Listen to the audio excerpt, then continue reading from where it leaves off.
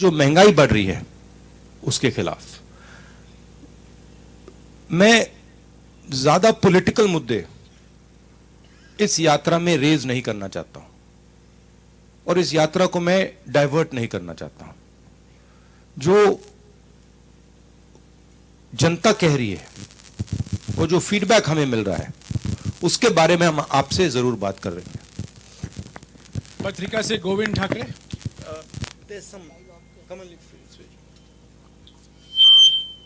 नमस्ते राहुल जी। मेरा सवाल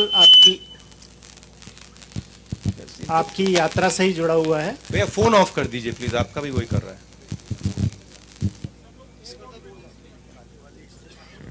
जल्दी जल्दी पूछिए, समय निकल रहा है। जी जी। प्रॉब्लम मेरा सवाल यात्रा से ही जुड़ा हुआ है। चूंकि आपने पीछे ब्रांडिंग भी लगाई है लेकिन उसमें कांग्रेस का जो सिंबल है वो नहीं है, तो क्या ये उम्मीद करते हैं आप कि इस यात्रा के माध्यम से वो संगठन, गैर राजनीतिक राजनीतिक संगठन जो आपको 2024 में किसी रूप में आज एक मैं आपको बताऊं, आज एक आरएसएस के व्यक्ति आए, मुझे उन्होंने कहा मैं आरएसएस का हूं, मैं यहां आपका स्वागत करने आया हूं। मैंने कहा ये जी जी जी।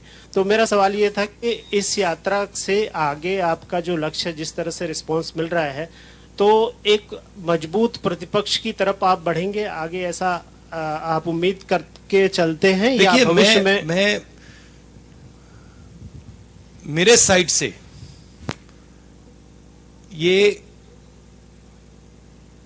मेरी जिम्मेदारी है और एक तरह से मेरी तपस्या है, ठीक है।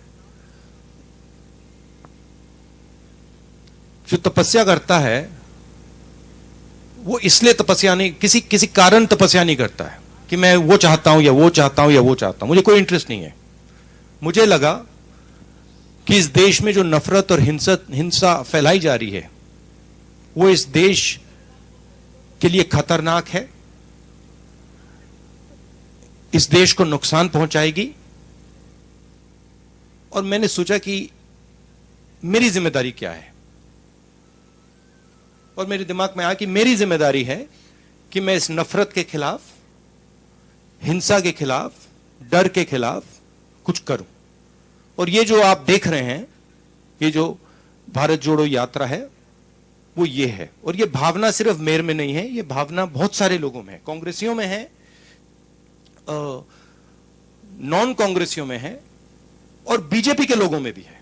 बहुत सारे बीजेपी के लोग भी सोचते हैं कि जो देश में हो रहा है वो सही नहीं है। मीडिया के साथ जो हो रहा है, इंस्टीट्यूशंस के साथ जो हो रहा है, और जनता के साथ, गरीबों के साथ, किसानों के साथ, मजदूरों के साथ जो हो रहा है, जो कंसंट्रेशन ऑफ वेल्थ हो रहा है, भयंकर कंसंट्रेशन ऑफ वेल्थ हो रहा है, इसके खिलाफ बहुत सारे लोग हैं। मगर कुछ सोच कर नहीं किया मैंने कि इससे ये फायदा मिलेगा या ये फायदा मिलेगा। इससे मुझे कुछ ना मिले तब भी ये मेरी जिम्मेदारी है और इसको मैं करूंगा, पूरा करूंगा। धन्यवाद। दैनिक दोपहर से नवनीत शुक्ला, जल्दी दीजिएगा प्लीज। धन्यवाद। राहुल जी, मेरा एक बहुत छोटा सा सवाल है कि जिन लोगों ने कांग्रेस की सरकार पिछली बार गिरा दी, क्या उनके लिए अभी भी कांग्रेस के दरवाजे यथावत खुले रहेंगे या नहीं? ये सवाल आपको कांग्रेस प्रेसिडेंट और जो कांग्रेस की मध्य प्रदेश की लीडरशिप है उनसे पूछना चाहिए। मेरा ओपिनियन है, अगर वो लोग खरीदे गए हैं, पैसे से खरीदे गए हैं, तो उन पे कैसे कहा जाए, उन पर भरोसा नहीं करना चाहिए। टाइम्स ऑफ इंडिया से सागर चौक से। हेलो सर, योर मगर ये छोटा क्यों था? ये सवाल छोटा कैसे था? मैं सोच रहा था ये छोटा कैसे है। हाँ, मतलब इसको आप और लंबे तरीके से पूछ सकते थे। नहीं, आई अप्रिशिएट योर सेंसिटिविटी। आपकी जो सेंसिटिविटी है उसको अप्रिशिएट करता हूं मैं। नहीं नहीं, एक मिनट, एक सवाल का कोई सप्लीमेंट्री नहीं होगा प्लीज। हाँ जी, सागर चौक से please. Sir, purposes and aims of your yatra have been well conveyed because you have already told it multiple Sagar, one times. Second please. कोई वीडियो नहीं लेगा प्लीज, कोई फोटो नहीं लेगा, कोई रिकॉर्डिंग नहीं होगा प्लीज। आप अपना मोबाइल बंद कर दीजिएगा प्लीज। हाँ सागर। But as you have already completed something around 2,500 kilometers of yatra and through 7 states, and apart from the after this, what organizational changes you want to be made in your organization? Because second week of the December is very important. Your yatra gonna enter Rajasthan, and result of Himachal Pradesh, Gujarat will be delivered on 8th of December. So what organizational changes you want to be made in the organization? I don't think we've done 2,500 kilometers yet. I think we've done 2,000. Is that correct? I think we've done 2,000. And the spirit of the yatra is to make the country focus on the attempt to change its nature. This country has never been a fearful country. In its worst time, India has had much worse times than now. During the British, we had a much worse time. In its worst time, India was never a scared country. It was a brave country. And the people of India have a particular culture. And this culture is known all across the world. It is a culture of compassion, of respect, of affection. And this is our biggest strength. Nobody thinks that anger, hatred, arrogance are strengths of India. Nobody. You can go and ask anybody. You can ask किसी गांव वाले से पूछ लीजिए, अरबपति से पूछ लीजिए, अमेरिका के राष्ट्रपति से पूछ लीजिए, उनसे पूछिए भैया बताइए हिंदुस्तान की स्ट्रेंथ क्या है?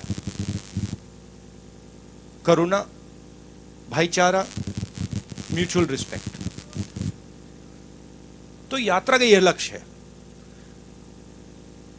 आप इस बात को बिलीव नहीं करते हो, मगर ये इस यात्रा का लक्ष्य पॉलिटिकल नहीं है। इस यात्रा का लक्ष्य देश को याद दिलाना, इस देश की नेचर क्या है, इस देश की संस्कृति क्या है, इस देश का इतिहास क्या है, इस देश का डीएनए क्या है, यह है इस यात्रा का लक्ष्य। अब उसमें पॉलिटिकल रिपरकशंस हों तो होंगे, मगर जिस स्थिति पे आज हिंदुस्तान है, अगर हम इस रास्ते पे चलते गए तो देश को बहुत भयंकर नुकसान होने वाला है, इंटरनेशनल लेवल से और इंटरनली। इसलिए हमने ये यात्रा की है।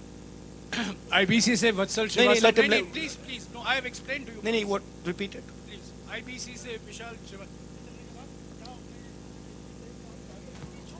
नहीं, I answered your question. I answered your question. No, I'll just, Jairam, give me a second. I answered your question.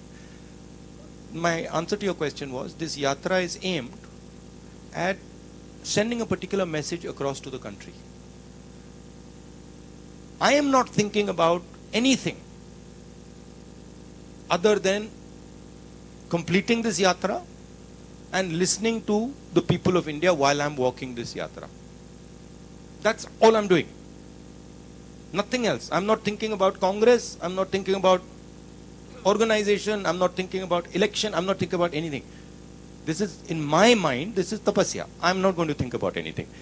This is my tapasya in my mind to stand up for the idea of India that is being attacked and destroyed. IBC से वत्सल श्रीवास्तव। राहुल जी नमस्कार। 2018 में आपकी सरकार बनी, यहाँ पे 15 महीने के बाद वो सरकार चली गई।